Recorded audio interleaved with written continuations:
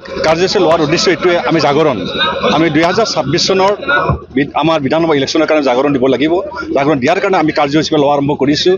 ইতিমধ্যে আমাৰ আজি মুছলপুৰ ব্লকৰ ওমেন ৱেঞ্চৰ আজি যিটো নেকি ৰেলীৰ কাৰণে আজি ওলাইছে আৰু সকলো গাঁৱে ভূঞে গৈ যিমানখিনি আমাৰ মুছলপুৰ এৰিয়া আছে তাতে যোৱা হয় আৰু সেই মৰ্মে আমি সকলো জাগৰণ কৰি যাব লাগিব যে ভৱিষ্যতে আমাৰ ইউ পি পি এল দলটোৱে কিমানখিনি আগবাঢ়ি আছে। নিশ্চয়তে আপুনি জানে আজি দুদিন আগত আমাৰ ৰাজ্যসভাত আমাৰ প্ৰমোদ বৰা ছাৰৰ নেতৃত্বত তেওঁ আজি সিলেকশ্যন হৈ গ'ল।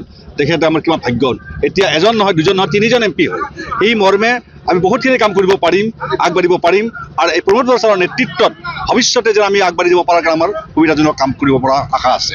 ৰাইজক কেনেধৰণে সজাগতা সৃষ্টি ৰাইজক সজাগতা দিয়াৰ উদ্দেশ্য এইটোৱে আছে আজি আমি যেনেকৈ বাইক ৰেলী স্কুটি ৰেলী দিয়া হৈছে ঠিক তেনেকৈ যোৱাৰ লগে লগে মানুহৰ মনত অন্তৰ সোমাই যাব লাগিব বা সোমাই দিব লাগিব যে আমি যে কিভাৱে ইউ পি পি এল দলটোৱে জাগ্ৰত হৈ আছোঁ।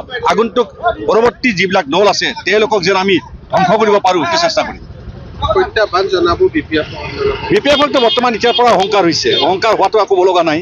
তেওঁলোকে যদি এতিয়াৰ পৰা অহংকাৰ হোৱাত অহংকাৰ পতনে মৰণ বুলি কথা এটা আছে। এই মৰ্মে আমি কাকো এতিয়া দোষ দিব নাযাওঁ। আমাৰ 2026 চনৰ যিটো বিধানসভা ইলেকশ্যন আছে তাতেহে তেওঁলোকক আমি কি কৰিব লাগে কি দেখুৱাব লাগে সেই সময় আমি দেখুৱাই দিম। আজি মুছলপুৰ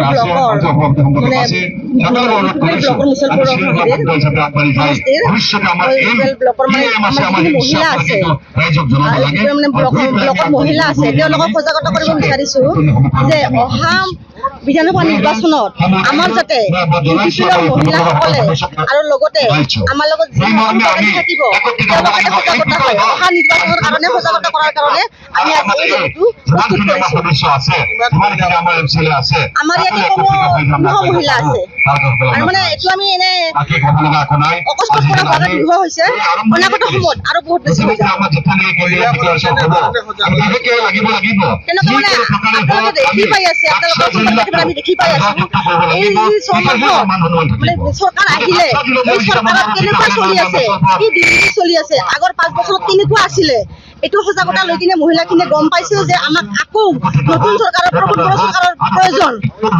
এই যোৱা 5 বছৰত আমি শান্তিৰে জীয়াই আছিলো। ক'তো গুলীবৰ্ষণ হোৱা নাছিলে, ক'তো আন্দোলন হোৱা নাছিলে, ক'তো মানে এনেকুৱা মানে বেয়া কাম হোৱা নাছিলে। এইবিলাক কথা তাৰমানে মহিলাবিলাকে মৰ্মে বুজি পাইছে। যিহেতু আমাৰ ঘৰৰ মূল মানে মানুহগৰাকীয়ে আৰু ঘৰৰ যিটো মানে ল'ৰা হওক বা আমাৰ পুৰুষবিলাক হওক বাহিৰত যায়।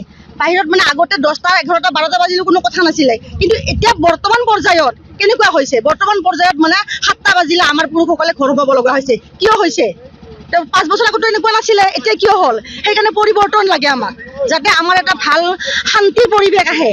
আমাৰ BTR যাতে ভাল শান্তিৰ পৰিৱেশ আহে তাৰ কাৰণে আমি UPP চৰকাৰ আৰু পুনৰ বিচাৰো আৰু সেইকাৰণে মহিলাবিলাকক সজাগ কৰি আছো আৰু সজাগ কৰি থাকিম। বিধানসভা নিৰ্বাচনত হয় BPF দলক প্ৰত্যুত্তৰ দিবলৈ আপোনালোক সাজু আছো আমি।